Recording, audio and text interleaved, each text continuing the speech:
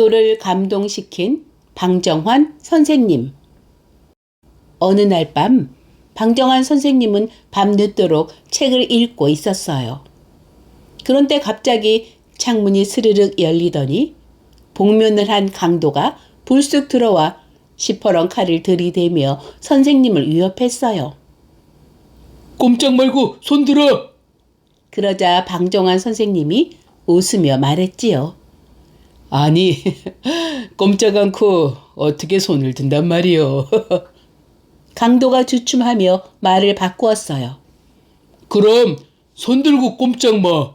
그리고 더 이상 잔소리 말고 돈이나 내놔. 선생님은 놀라는 기색도 없이 차분히 말했지요. 내가 지금 가지고 있는 돈은 390원 뿐이요. 칼은 치우고 전부 가져가시오. 그 당시 390원이면 큰 돈이었지요. 강도는 그냥 가져가라고 내미는 돈을 보고 조금 당황했어요. 뭐라고요? 390원 모두 가져가라고요? 선생님이 주신 뭉칫돈을 주섬주섬 챙겨나가려 하는 강도에게 선생님이 다시 말했어요. 이보시오. 돈을 주었으면 고맙다고 인사라도 해야 할 것 아니오. 고맙습니다. 강도는 고맙다는 말을 얼버무리고 그 집을 떠났어요. 그런데 때마침 근처를 지나가던 일본 순사에게 강도가 붙잡혔지 뭐예요. 일본 순사는 방정환 선생님에게 물었지요. 이자가 이 집에서 강도질을 했다고 자백했습니다. 맞습니까? 방정환 선생님은 일본 순사에게 태연하게 말했어요. 저 사람은 강도가 아닙니다. 사정이 하도 딱한 것 같아 내가 그에게 돈을 주었습니다. 내가 준 돈을 받고 고맙다고 인사까지 한 사람인데 어떻게 저자가 강도입니까? 이자가 분명히 선생님 댁에서 돈을 훔쳤다고 자백했는데요. 아니 이 사람아, 그렇게 정신이 오락가락해서 어떻게 하려고 그러나. 내가 돈을 주니까 분명히 고맙다고 인사까지 하지 않았는가. 돈을 훔쳐가는 도둑이 고맙다고 인사를 하는 법이 어디 있어. 방정환 선생님의 말에 일본 순사는 의아했지만 어쩔 수 없이 강도를 풀어주었어요. 일본 순사가 가고 나서 강도는 무릎을 꿇고 눈물을 흘리며 용서를 빌었지요. 선생님, 제가 정말 잘못했습니다. 세상에 선생님 같은 분은 처음입니다. 선생님은 강도를 일으켜 세우며 타일렀어요. 일어나시오. 사람이 어렵다 보면 그럴 수도 있는 것 아니오. 다시는 이런 일을 하지 마시오. 선생님 곁에서 평생 선생님을 섬기며 살게 해주십시오. 그 후 강도는 방정환 선생님 곁에서 집안일을 도우며 살았다고 합니다. 어려운 환경에서 살아가는 사회적 약자들에게 선행을 베푼 방정환 선생님의 일화였습니다. 바지에 신뢰한 방정환 선생님.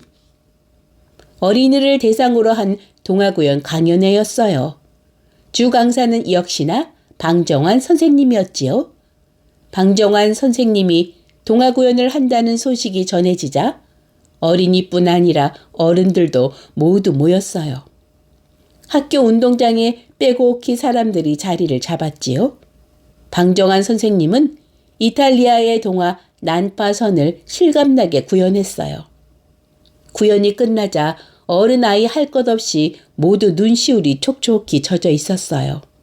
심지어는 감시차 방문한 일본 순사까지도 눈물을 훔치기도 했어요. 방정환 선생님은 그날따라 목이 몹시 말라서 물을 엄청 드셨지요.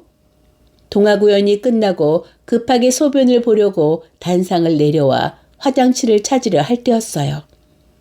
선생님, 방정환 선생님, 난파선 이야기는 정말 감동이에요. 선생님께서 구현해 주시니 영화 한 편을 본 것 같은 감동이 몰려와요. 아, 그러셨습니까? 잘 들어주셔서 제가 더 고맙지요. 그럼 이만. 선생님, 어떻게 하면 선생님처럼 실감나게 구현을 할 수 있을까요? 비법 좀 알려주셔요. 저도 동화 구현을 배우고 싶어요. 아, 네. 동화 구현을 잘 하려면 동화를 먼저 열심히 등장인물의 성격을 파악해 가면서 읽어봐야 하겠죠.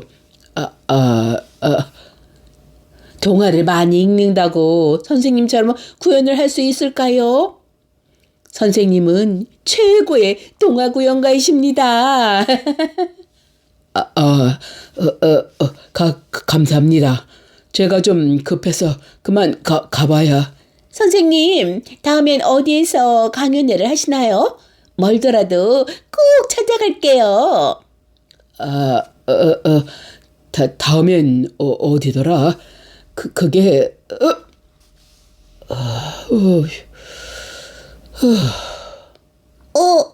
엄마, 찌린내가 나요.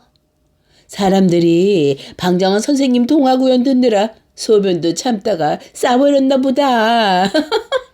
아유.